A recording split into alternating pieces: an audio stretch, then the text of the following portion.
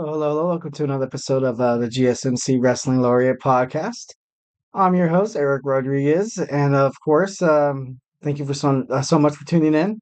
We have a great show for you on tap today. We have a little bit of WWE Smackdown review as well as Monday Night Raw preview.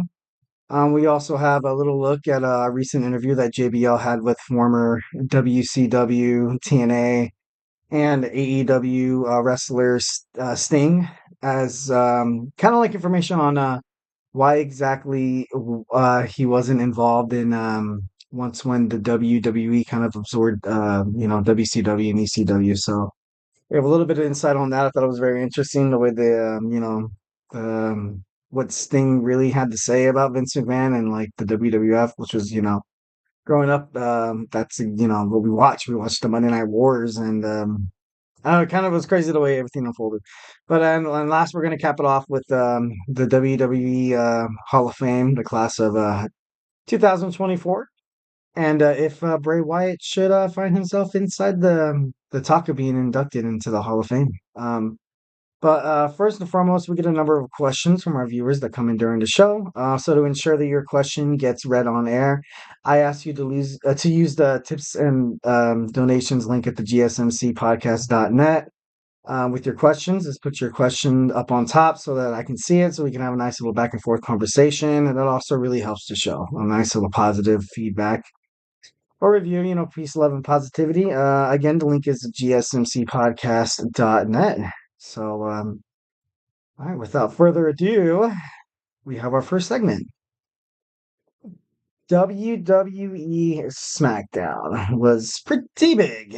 It was pretty crazy, especially the ending part of it. And it was, really, really exciting, especially if you're a wrestling fan. But we'll save the best for last. But then the whole show was really good. So it's like, then we got to save the whole show for last. But no. Anyways, so SmackDown kicks off with Rey Mysterio and Santos Escobar going at it. It's kind of like the teacher versus the student kind of thing, because Escobar, he told Rey Mysterio that he was like his biggest fan. How he would kind of mimic the way he was, kind of portrayed inside of the ring. And I can imagine that this match really meant a lot to Santos Escobar. And I'm not just saying like on film. I'm saying like behind the curtain, behind the scenes, where he he faced his hero in a match, and they tore it up, and they did. It was pretty good until the end of the match, where Rey Mysterio's son, Dirty Dom, Dirty Dom had to, he had to come in, and he had to, interfere in the match, ultimately costing his father, a chance to beat Santos Escobar. But I don't know, how does that impact WrestleMania? I don't know if they're gonna have a Rey Mysterio versus Dominic Mysterio like part two. I don't know how much. I don't know if that would be that crazy, entertaining, because especially during the first bout where Ray got the best of his son, and I know, you know, it's kind of like what I was saying with the Jimmy and Jey Uso, where family members are together, like kind of Owen Hart and Bret Hart when they fought at WrestleMania. It's kind of like, I don't know, like a kind of like a dream match you have with your family. Like, you know what I mean? Like at first, from the outside perspective, from the wrestling fandom perspective, you're thinking like, oh no, what are they doing? Like, why are they fighting their family? Like, what the heck is going on? But in reality, behind the scenes, they're like, honestly, this is probably the best match that we're ever gonna have. Like, we know each other like the back of our hand. You're my dad. I'm your son. We both know our tendencies. I've honestly learned a lot watching you. I don't know, this is kind of something that like these wrestlers kind of live and die for, and I think it's kind of crazy how they kind of play to the emotions of the WWE universe to kind of make it like it's that like that storyline, that storytelling that is so important when it comes to professional wrestling. So I don't know. I don't know how what if they're gonna have a part two match, but right now, Dirty Dom and the Judgment Day. It's the Judgment Day. There's so many. Oh man, I think I talked about this before in the last podcast that I don't see how far they're going to go, to be honest. I don't know what Damian Priest has with his Money in the Bank. I don't know if he has to use the Money in the Bank before the next Money in the Bank you know, pay-per-view, but I don't know. Like I see Rhea Ripley kind of going off on her own little branch as the women's world champion, and like I said, I don't really like seeing Finn Balor and Damian Priest like as tag teams because they're both pretty good singles competitors. Especially who knows what's gonna happen after WrestleMania. There's gonna be so many different storylines that are just like blown into the air in terms of professional wrestling, and how many superstars are going to like maybe have a chance to kind of step up to that next level. And I don't know, that unpredictability is kind of what keeps wrestling fans hooked. You know what I mean? So it's I think they're doing a pretty good job. So next, there was a backstage promo between Bailey and Naomi. Naomi ultimately helped Bailey when she was getting, her butt beat by her former fad, Damage Control, Dakota Kai, the Kabuki Warriors, and Io Sky. But it ultimately ended kind of badly because Bianca Belair really had an axe to grind against Bailey because Bailey and the Damage Control would always like consistently and always every show just kind of find a way to screw over Bianca Belair. And Bianca Belair was a little upset because she is friends with Naomi, and ultimately she wants to protect her friend. Like she gets that Bailey's all, she's kind of in this apologetic like mood where she's having a lot of kind of like a lot of doubts and just kind of a like mostly just remorse for what she's done in the past and how all of this what she created kind of came up and kind of bit her in the rear end here. You kind of created something that you're going to hate in the future. You created your own enemy, and you along the way you burned bridges. You burned a lot of bridges with other women superstars that could ultimately be on your side. But I kind of I feel how Bianca Belair is a little frustrated with this whole situation. But it should be interesting to see what happens. Especially with the match between Bailey and Io Sky. I feel like there's probably going to be a part in the match where everyone's gonna come out and kind of beat each other. What I really would like is to kind of see Jade Cargill kind of unite with Bianca Belair or Naomi, and then they challenge the Kabuki Warriors and Dakota Kai to like a kind of like a six woman like tag team match. I was thinking maybe Naomi and Belair could compete for the women's titles, tag team titles, but I think that's a little too soon. You didn't really have a build up, or perhaps maybe something will happen on Monday Night Raw where it will totally just shift focus and just I don't know, kind of set something up for the grandest stage of them all, WrestleMania 40. But I don't know, it should be interesting to see how that all kind of unfolds. At the end of the thing, at the end of the match, Naomi was missed by Asuka. And then after that, Jade Cargill had her first appearance in SmackDown ever since he signed and showed up in a Royal Rumble where I believe she eliminated Nia Jax. But anyways, so Tiffany Stratton was also part of the whole, kind of like the backstage drama amongst the women's division in SmackDown. She basically told Naomi that that's a really good look for her, and like Bianca looks super, super upset. So now Tiffany Stratton's kind of turning, she's throwing her hat in the ring of next people to either fight Naomi or Bianca. But I don't know. She's been doing pretty good as soon as she came up to the WWE roster. She's definitely been one of the more improved wrestlers. Definitely, she's made the most impact, and she's also up for the Slammy Award for I think best breakout WWE superstar. So honestly, I think I don't know. They have big things ready for Tiffany Stratton, and honestly, I think she's ready to she's ready to collect, so to speak. Also moving on. So you had Kevin Owens in a promo, and he challenged Pretty Deadly. And I'm only bringing this up because it was super freaking funny how like he was bragging about punching two people at the same time, and then he challenged Pretty Deadly, and he's like, "A partner of my choosing," and they're like, "Oh, whatever," And then Randy Orton, the Viper, comes out of nowhere, and he's like, "Yeah, me and you versus these two. Yeah, let's do it, let's do it." And then after that, they were like nothing but like Pretty Deadly seemed like they were dead. Seemed like they were dead in the water. Seems like they already accepted defeat before defeat actually even happened. But and then at the end of the promo, Kevin Owens comes up and he punches both of them and knocks them down. All you hear in the background, like, "See, Randy, I told you I can do it. I told you." And it was just, oh my God. It was, I don't know why, but that was really funny to me. Like, I don't know how you guys felt about it, but it was extremely hilarious. Like Kevin Owens, honestly, Kevin Owens throughout like his tenure in WWE, you kind of listen to his mic skills and kind of his promos.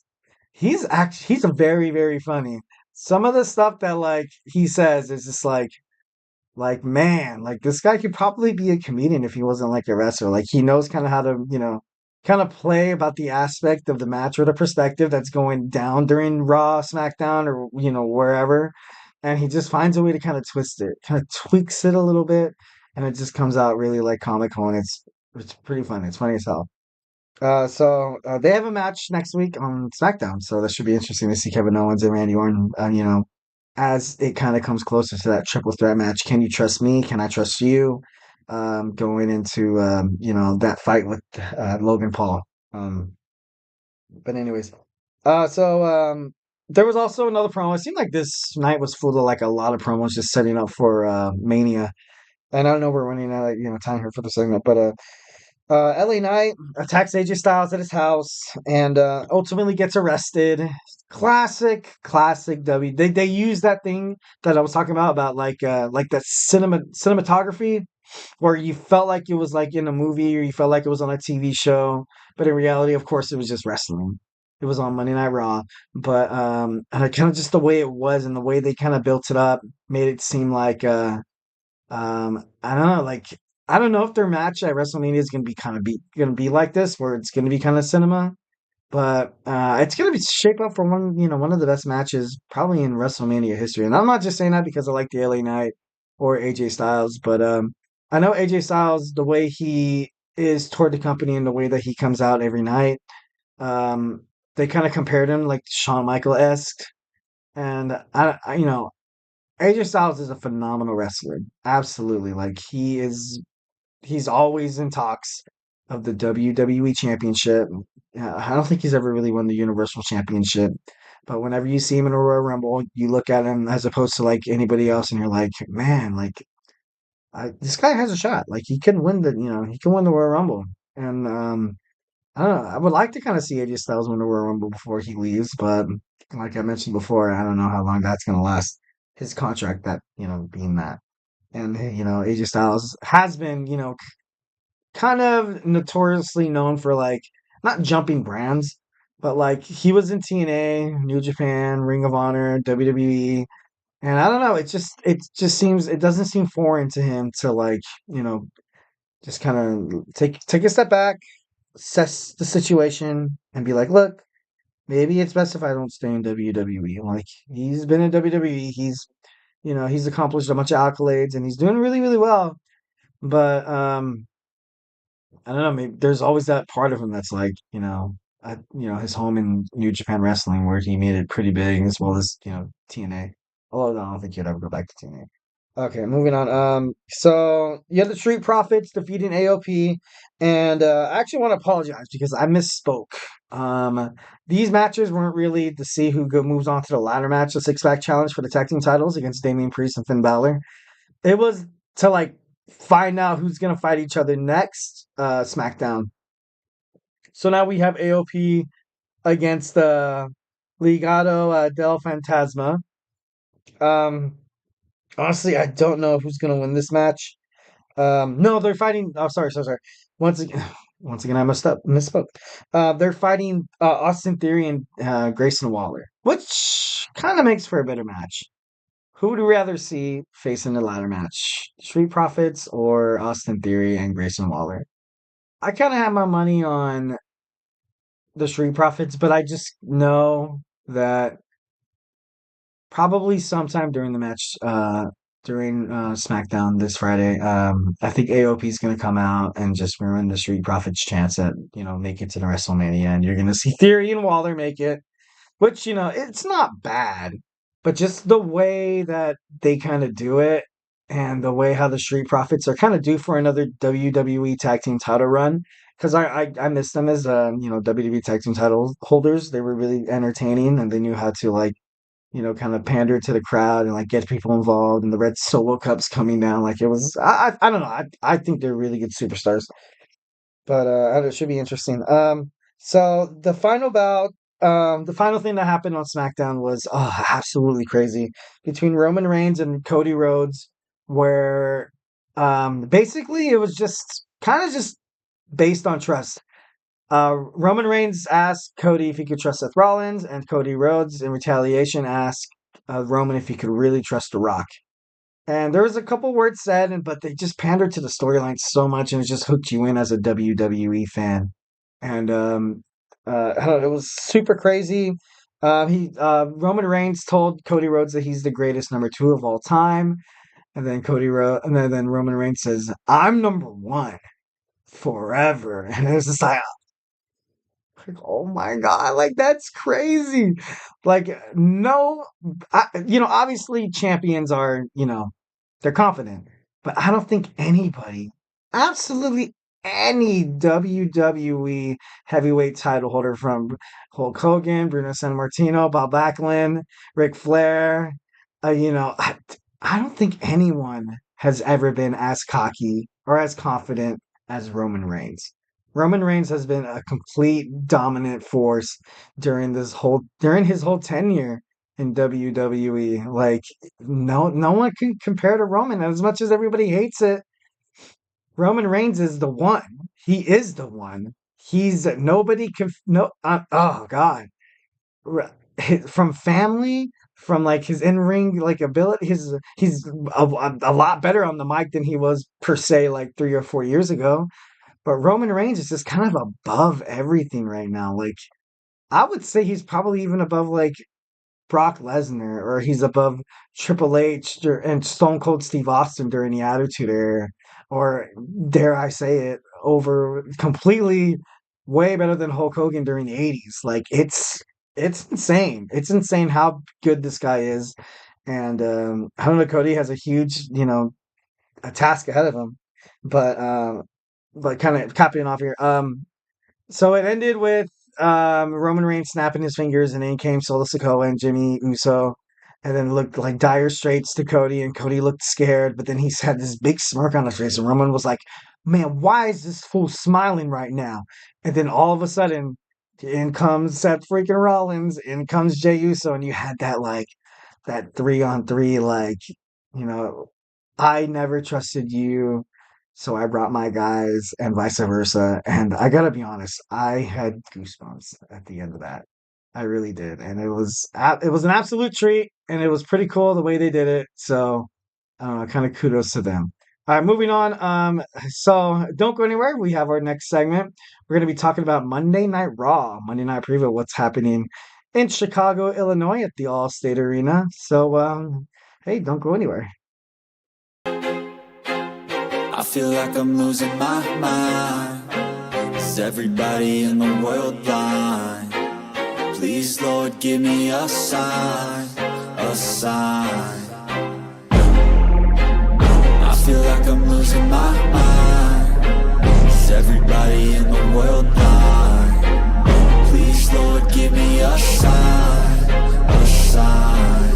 I wanna be the greatest. Everybody on the fake shit. I look around and feel like everybody is the fakest. I make this every day and I'm impatient, hoping one day I blow up from the basement. Statement, the top is so vacant. I don't hear shit that I think is amazing. Waiting for my day when I'm playing sold out shows for 1,000 faces. Hey, give me that crown, get in my way and to be put down. It ain't your place, all this my town. If I want that shit, then I'll get it right now.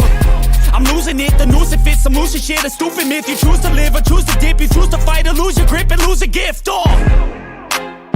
I feel like I'm losing my mind. Is everybody in the world blind?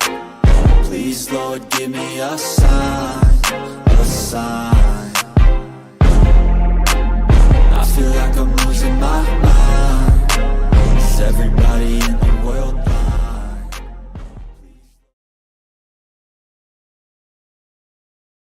All right, all right, all right. And we are back with the GSMC Wrestling Laureate Podcast, presented by the GSMC Sports Network.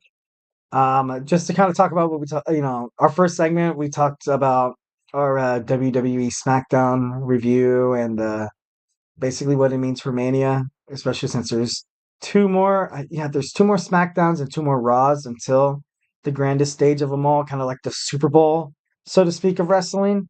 So Honestly, I think right now with the whole storylines and everything like that, like all it feels like every promo, every match, every sentence said by every superstar is gonna mean something about WrestleMania. So I don't know.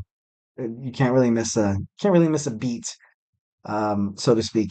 But just a reminder. Also, we always get a number of questions from viewers that come in during the show. So to ensure that your questions get read on air, I ask you to use the tips and donations link at the gsmcpodcast.net with your questions. This puts your questions on top so I can see it, so we can definitely talk about wrestling and how you feel about this whole Roman Reigns and Cody Rhodes, kind of aspect. Also, maybe you want to tell me who's going to win between Sami Zayn and Gunther, although I put my money on Gunther. I'm betting the house on Gunther. No, I'm just kidding. But anyways, so let's put your question on top so we can talk about it, and it just helps the show. Just helps the show, guys. It keeps us going. Leave a positive review. We love peace, love, and positivity. Again, the link is gsmcpodcast.net. So, without more further ado, we're going to talk about our second segment, Monday Night Raw, live in at the Allstate Arena in Chicago, Illinois, where CM Punk is set to make his, not debut, not debut. He's set to make a return. I don't know what he's going to say. I heard a lot of talk about him going to NXT and helping young rising NXT superstars, kind of, like not like a trainer, so to speak, but I don't know, just kind of like a mentor towards some of these young guys who are looking to kind of make a bigger name for themselves. And in NXT, there's a lot of young guys down there that probably should make it up to the main roster. Obviously, you have Braun Breaker right now, kind of like slowly but surely he's going to make it up to the main roster. Right now, I know he has the Wolf Dogs tag team with Baron Corbin, but at Stand and Deliver, I don't know if they're gonna, take the titles away from them. I don't know if they're gonna lose, but I don't know. I don't see another formidable tag team, kind of like a tag team title worthy competitors. I don't know. Um, I think I think I can see Braun Breaker kind of moving on and like Baron Corbin kind of left trying to find a partner.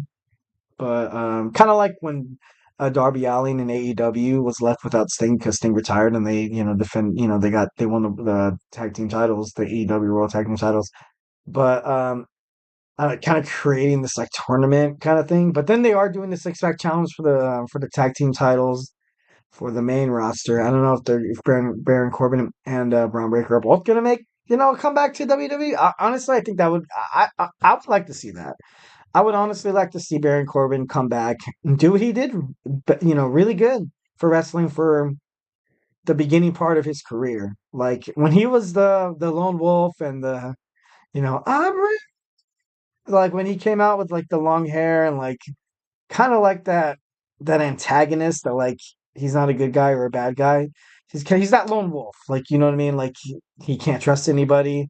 I liked what they really did with his character. Like whenever he came out, people like looked, people were like, "Oh my god, here comes the end of days," and deep six. But then they did the whole Money in the Bank thing, which was a complete failure in my opinion.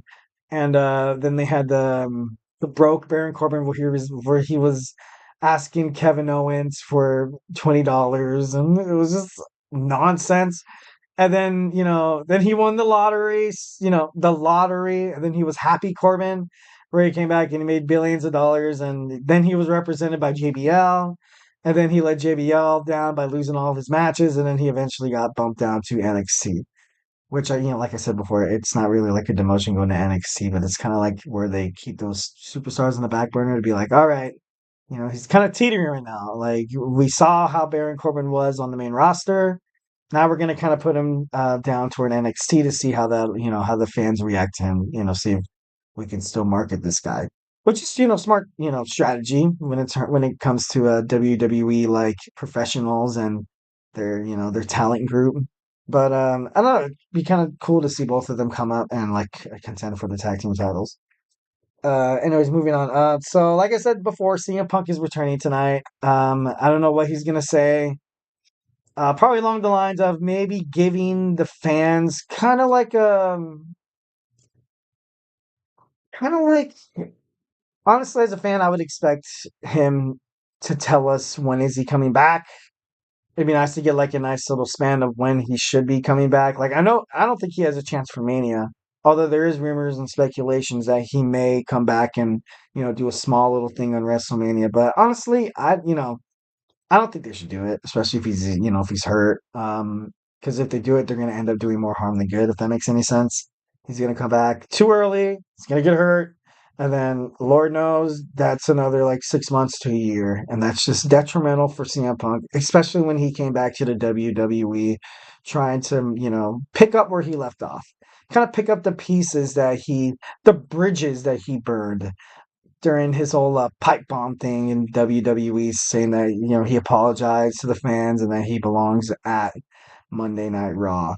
So it's going to be interesting to see what they do in this promo. It's going to probably say a lot about his character moving forward with the WWE. But I know right now Drew McIntyre is kind of like his arch nemesis. He really McIntyre takes pride in what he did to CM Punk and injuring him, putting him on the shelf. So I can imagine Drew McIntyre coming out and just basically talking mess to CM Punk, saying that you never had a chance, you never should have came back to the WWE, and then which is crazy because he has a match with Seth Rollins at WrestleMania, but I feel like during because of this whole bloodline drama that Drew McIntyre really like I don't know this.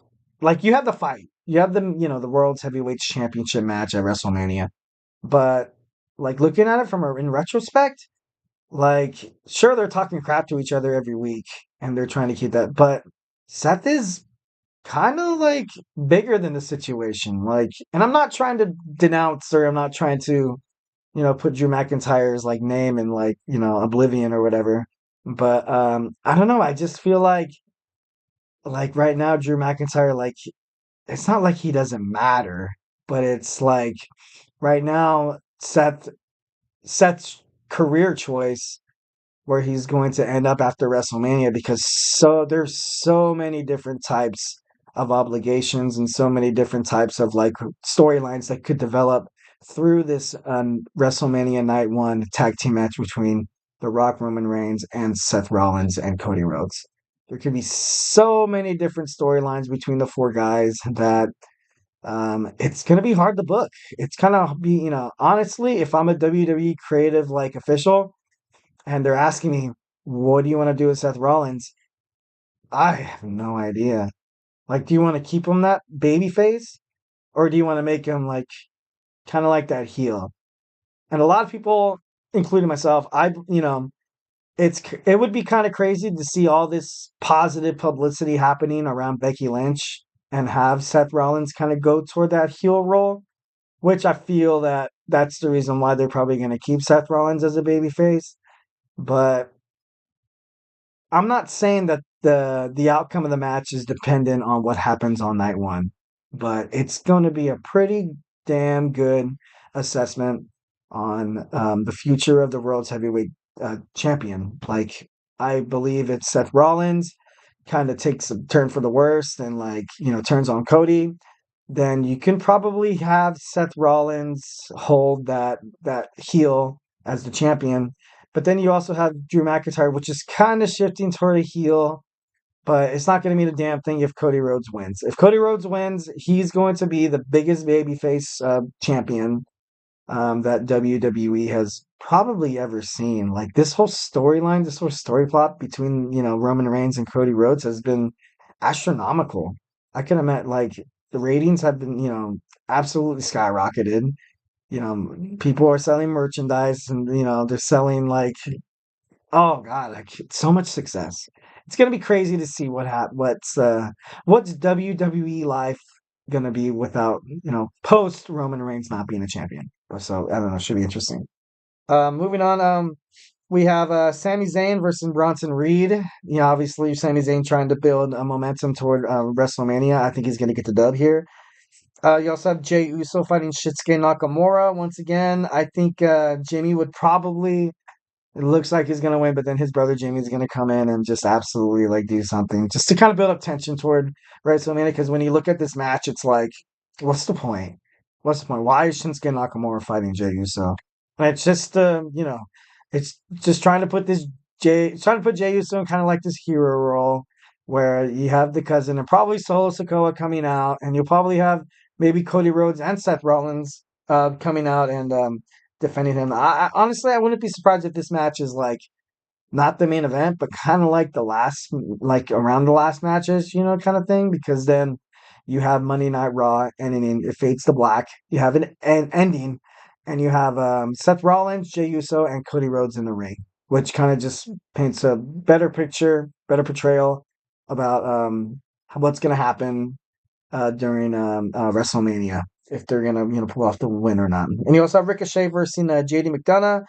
I think Ricochet is going to continue his dominance against the Judgment Day, and I think JD McDonough is going to probably face the wrath of Damian Priest pretty soon, because Damian has made it clearly known that he does not like the way McDonough keeps losing.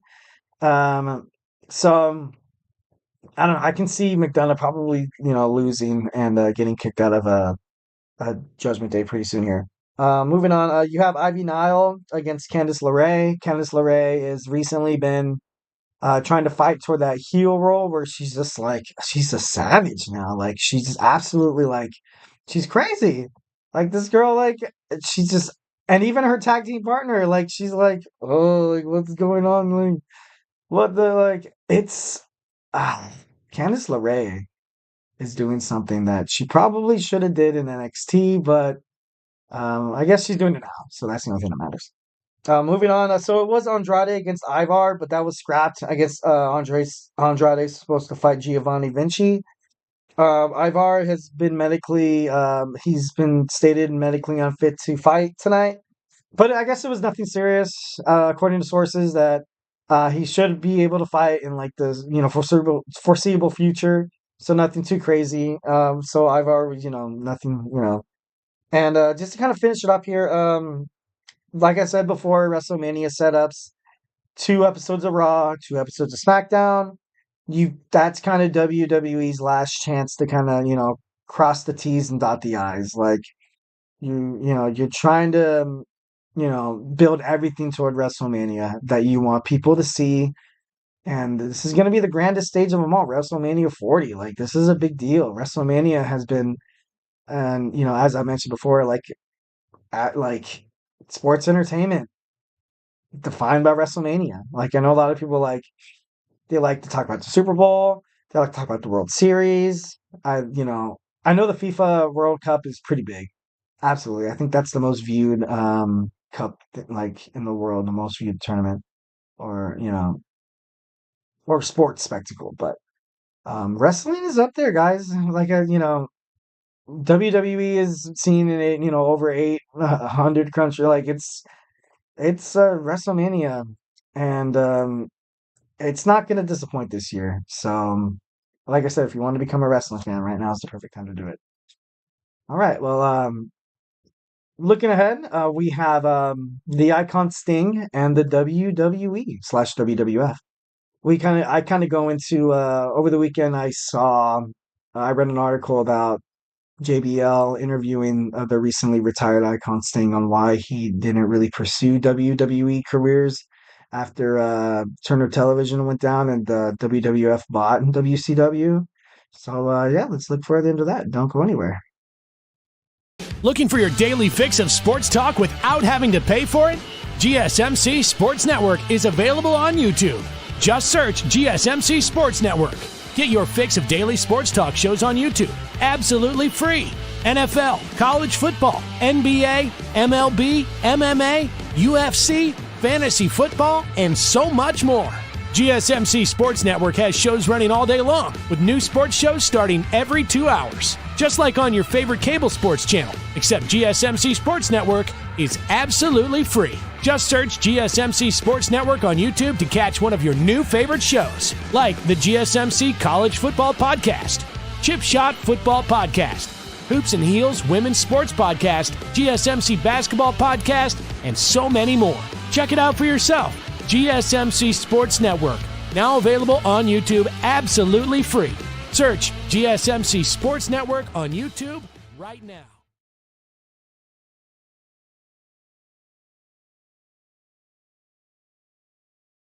All right. Welcome back to the GSMC Wrestling Laureate Podcast presented by the GSMC Sports Network. Recently we just talked about a little bit of WrestleMania implications through our SmackDown review and our WWE Monday Night Raw preview. But we're gonna kind of segue away from I know lately our podcast has been kind of focused on WWE and the WrestleMania, but um, moving on, we have an interview with John Bradshaw Layfield. If you don't know, he was Bradshaw. He was teams with Farouk or Ron Simmons during the Attitude Era. He was part of the Acolytes. He's part of the APA, which was actually pretty darn entertaining. I kind of, miss that kind of, cutthroat story, talent, but I don't know. Anyways, the Icon Sting was basically asked by JBL why he didn't want to come to WWE or WWF as soon as Turner Television's World Championship Wrestling was bought by Vincent Kennedy McMahon.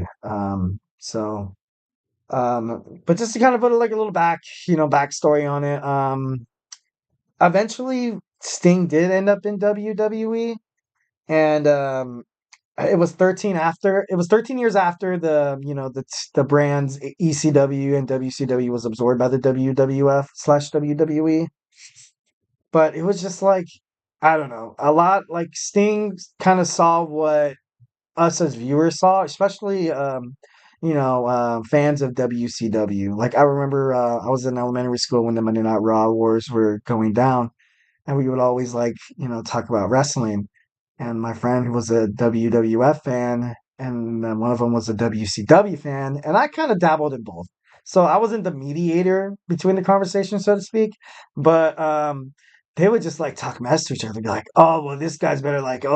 Booker T's, but DDP, Scott Steiner, and then you have no, man, WWF, The Rock, man, you have Triple H, you have Stone Cold Steve Austin, and it was just a non-ending debate, and it was kind of fun. It was fun, and it a little competition between two organizations obviously just drives up a better sale. So and the fans knew that, and you knew every single day, either if it was Monday Night Nitro or if it was Monday Night Raw or SmackDown or Thunder, you knew that they had in the back of their mind that people were watching and people were ready for that remote to channel surf, and if they were bored with one promotion, they would move on to another, go back and forth, or stay on one. And writers in both the WWE and executive producers from WCW, they knew that. They knew that they were constantly in battle. They were fighting for attention, which is kind of what advertising is. You look online, if you're on Facebook, Instagram, TikTok, and you're flipping through with your phone, the little reels and stuff like that. There's advertisements in there, guys. It's not just there by chance. It's not just there to oh, we ran out of space. That's where advertisers make their money.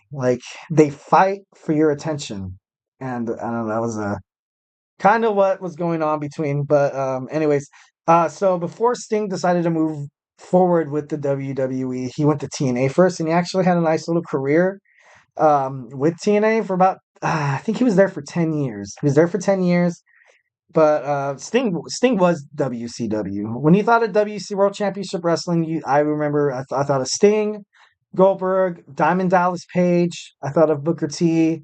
I also thought about Big Papa Pump, Scott Steiner, and you had Kevin Nash. You also had the Millionaires Club and Ric Flair.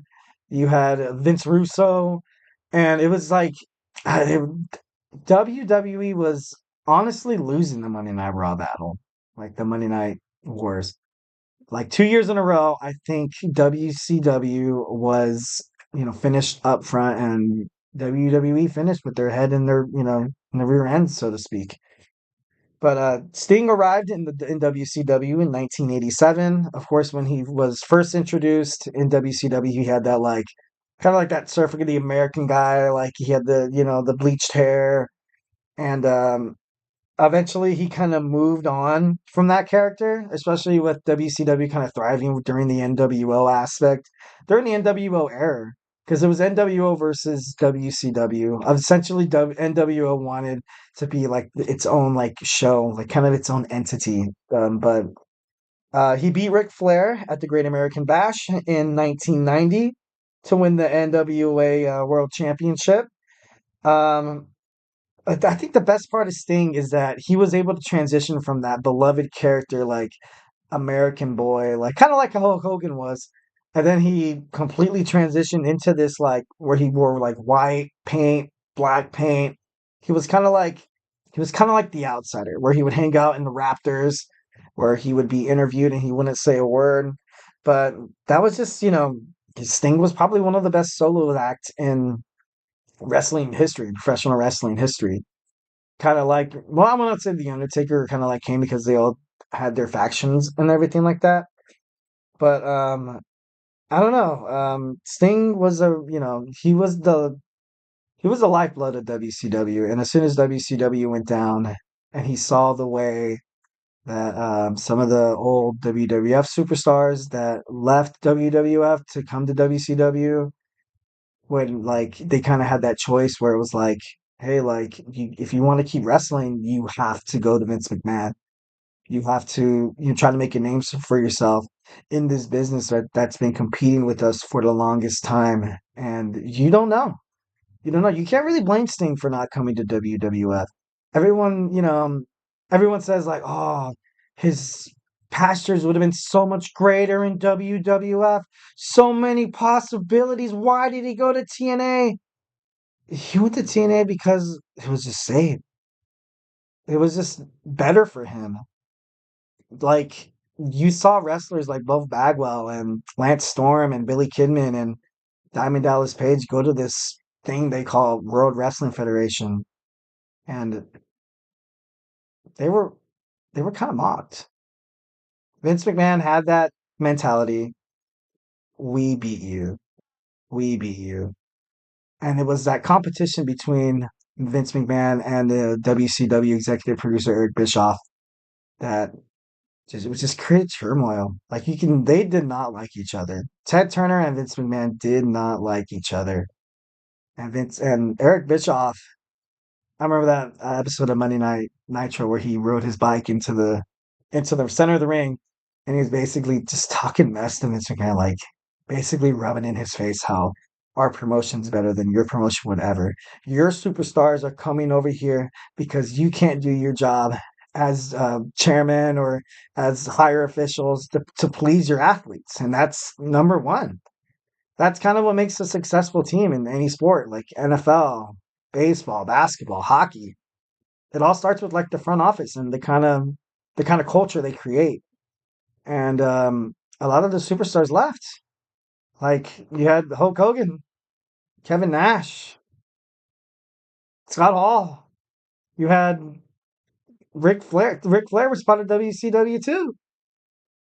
And I don't want to say Vince McMahon dropped the ball when it came to new superstars from WCW. That probably could have made him a lot more money if Vince allegedly wasn't so consumed by his own ego.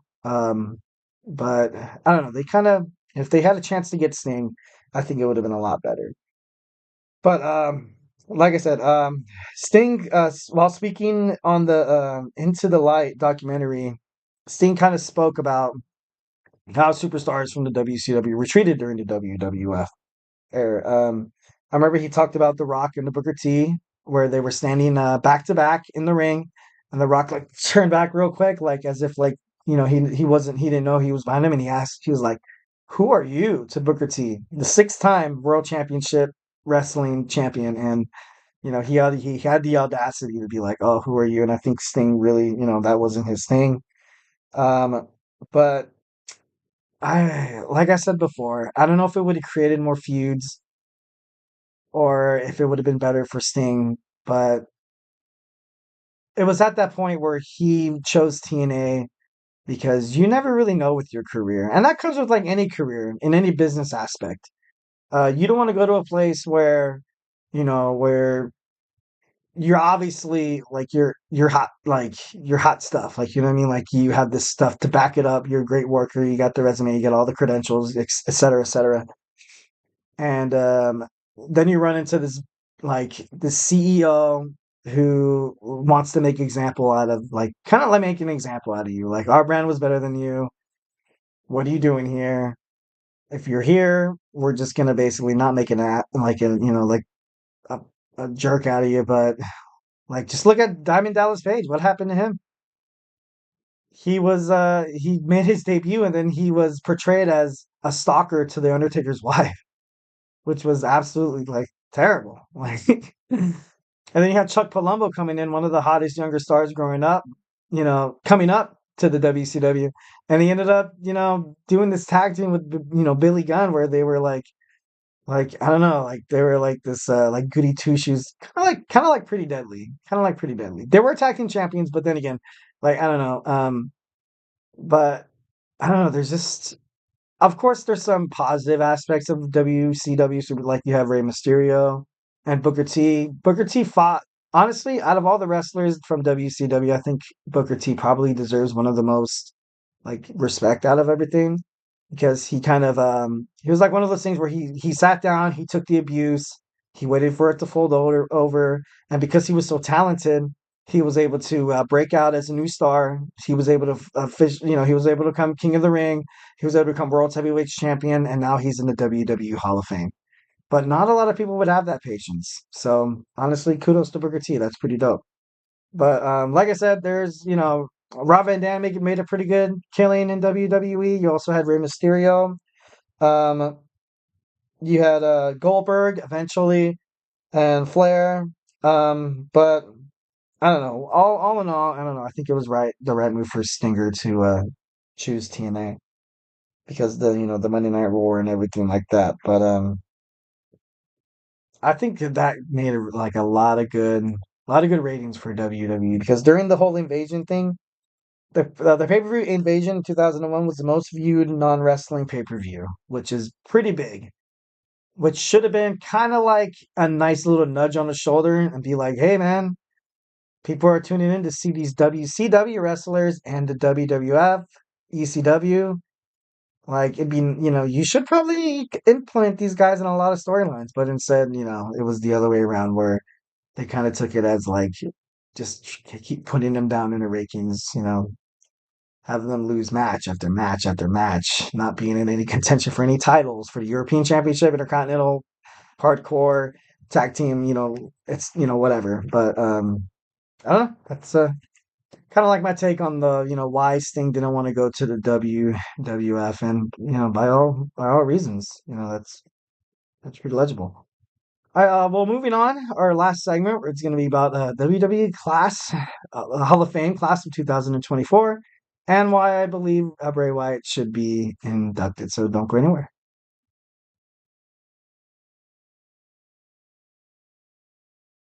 For the best and latest podcasts available anywhere, go to the podcast app on your cell phone and type in GSMC to access free content-rich podcasts on health and wellness, book reviews, sports, entertainment, relationships, social media, movies, technology, finance, and even weird news. Subscribe and download the GSMC Podcast Network's family of shows, available everywhere podcasts are found.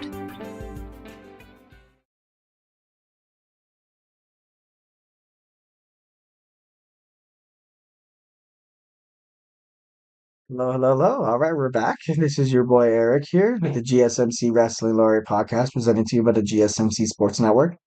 Just gonna touch on what we talked about earlier. We talked about a little bit of our WWE Smackdown review and Monday Night Raw preview and what it means for WrestleMania. We also talked about Sting's interview with JBL and why exactly he did not want to come to WWF after WCW was bought out by Vince McMahon. And to kind of end it all, we're going to talk about the WWE Hall of Fame class of 2024. So let's get started. So April 5th, it's going to be aired April 5th, 10 p.m. Eastern time on Peacock. And of course, being inducted is Hall of Famer Paul Heyman. Obviously, Paul Heyman, kind of speaks for himself.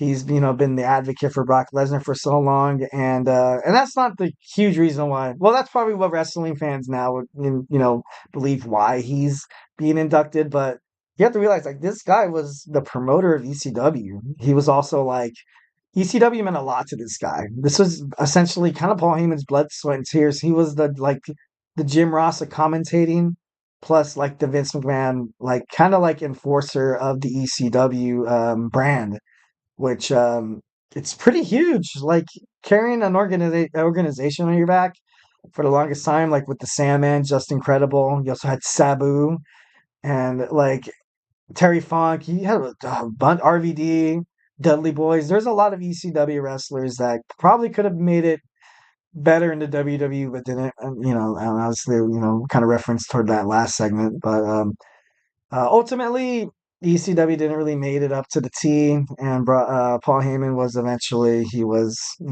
came into the WWE. Why? Because like any person, you do it because you need a job, and you have a passion, you have a like just strive to make wrestling better. And I believe Paul Heyman was part of the creative, and he really did make wrestling better. So we have Bull Nakano. She's an all Japan's wrestling women's pro wrestler. Obviously, when she wasn't wrestling here in the States, she was, kicking butt, taking names in the New Japan Wrestling, like kind of like that boundary line.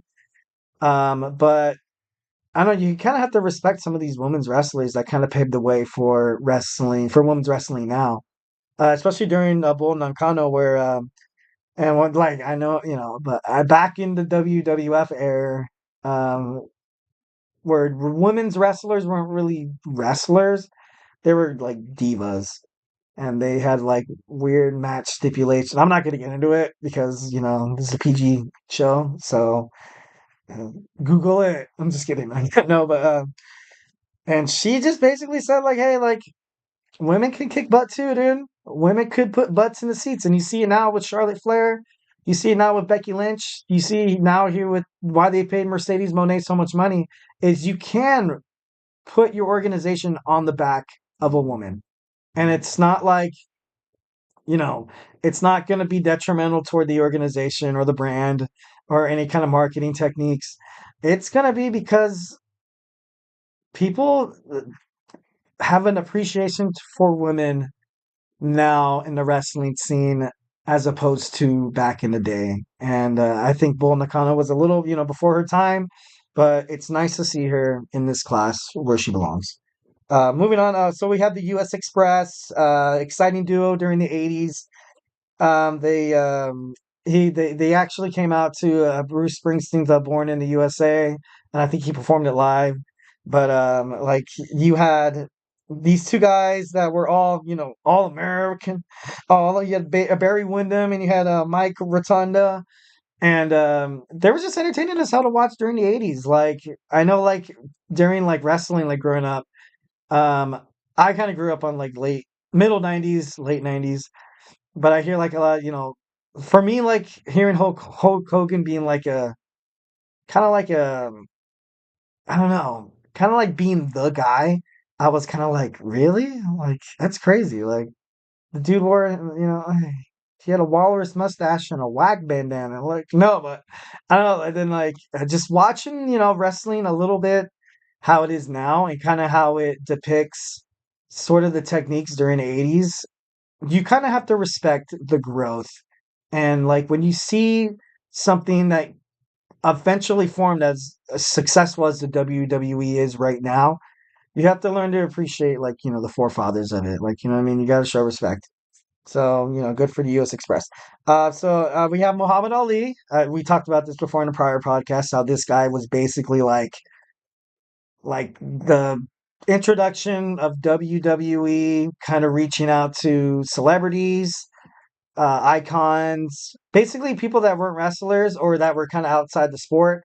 And it just kind of kicked it all off. And I mentioned like Floyd Mayweather, Mike Tyson, and you see Logan Paul now. And I don't know, like you kind of see this mixture between this world that we have of professional wrestling, which is choreographed, and then you have the real world kind of meeting all in one. And it's, I don't know, kind of makes for good entertainment. And I, respect Muhammad Ali, especially as a civil rights, movement as well, where he was absolutely like, he didn't really like, at the time, wrestlers, or not even wrestlers, like stars that were like part of the minority group didn't really feel like they have a platform to like, speak out against like all the, like, I don't know, just not a politics, podcast. Basically all the stuff that was happening. And then, I don't know, he was able to stand up and be like, hey, you're not treating my people like that. Like, I'm not, representing the country and, yada, yada, and moving on, moving on. Um, so Thunderbolt Patterson was also kind of, he was a fierce advocate for, the civil rights, and he was also part of, he was just a phenomenal wrestler. A lot of people think that you have to have, just all this gold. You have to have 1,700 day reign to be inducted into the Hall of Fame. But hey, if you produce good matches and you were there every day, and if you're a sports icon, then you could get inducted into the Hall of Fame. Um, the WWE Hall of Fame started in 1993 when Andre the Giant passed. So that was kind of like the first ever inductee when they inducted the Andre the Giant, which was the right thing to do. So that brings up the question. The question that's kind of been asked throughout, social media ever since the idea was kind of hinted at of inducting Bray Wyatt into the WWE Hall of Fame. And just to be honest with you guys, like, and I'm a huge Bray Wyatt fan, and what I recently just said about the Hall of Fame is that you don't necessarily need to have the goals. You don't necessarily need to have all like championships. You don't necessarily need to have all like the, kind of like Shawn Michaels and Triple H and The Rock kind of have the organization. No, you don't, no. You don't need all that. You just need to make an impact into the world of wrestling. And Bray Wyatt did exactly that. And let's look at some of the people that are inducted into the Hall of Fame. Or, you have, you had Ozzy Osbourne inducted into the Hall of Fame. You had Kane. Kane, honestly, I think Bray Wyatt's probably had at least like some of the same accolades as Kane has. You have Goldberg, Jeff Jarrett, Mark Henry. Like, these guys weren't like these Roman Reigns type figures or Triple H or the occasional, champion. But it's the U.S. Express is getting inducted, and then you have Barry Windham and you have Mike Rotunda, the father of Bray Wyatt and Bo Dallas. And how awesome would it be to induct your son after an untimely death at the young age of 36? I don't know, I think it would be absolutely awesome. And yeah, some of the criticisms say that the induction might be a little too soon since Bray Wyatt passed away. Also, that I guess Paul Heyman is expected to headline the class, and also that WWE is planning to have like an extra special presentation about it. But this guy was a WWE champion. He was Raw and SmackDown tag team champion. He was a Universal champion. And when you think about wrestling during this time, and someone says the name Bray Wyatt, it reminds you. It perks up your ears. You're like, oh, I remember that guy. And isn't that what a Hall of Fame's all about? It's just like when you talk about these guys that are just like part of the sport that made an impact, but didn't necessarily win a lot of championships or accomplishments. But it's just like just that name. Your name is a virtue. You stand on your own name when you do anything. Like when you pass on from this world, people remember your name, and people, remember just you as a person, just all the impact you made. And like, and kind of looking into a couple of examples of, sports, like you have Charles Barkley was an 11-time All-Star, didn't win nothing. You had Elgin Baylor, he averaged 27.4 points a game, which is pretty crazy. You had Ken Griffey Jr. for the Seattle Mariners, making them like a huge prominent baseball team back in the 90s. You had Tony Gonzalez, he had 1,325 catches, and he ranks third in the NFL. Didn't win anything, but managed to kind of, that Hall of Famer. He's a Hall of Famer. And Jim Kelly, Michelle Kwan, Dan Marino, Barry Sanders, all of these people are huge names in the sports entertainment industry and didn't necessarily win the brass ring. So my argument is that what's the big deal if you let Bray Wyatt into the Hall of Fame? Like, I don't think it should be that controversial. You had this guy who obviously did so good for wrestling, got people into wrestling, kind of introduced that like that Sting and like Undertaker, like kind of like creepy but yet entertaining. You can't take his eyes off him, and not a lot of people could do that. And I don't know. I think kudos to Bray Wyatt, but who knows? I hope during the the Hall of Fame class they do a special announcement where he and inducts his son, the uncle, and the nephew and all that. Bo Dallas is there. I think that would just be super special. So, all right. Well, thank you for tuning into the GSMC Wrestling Laureate Podcast presented by the GSMC Sports Network. Your support means a lot to us, so please remember to subscribe to the show and leave a positive review. It really does make a difference. We also invite you to follow us on Facebook, Twitter, TikTok, and Instagram for more content and updates.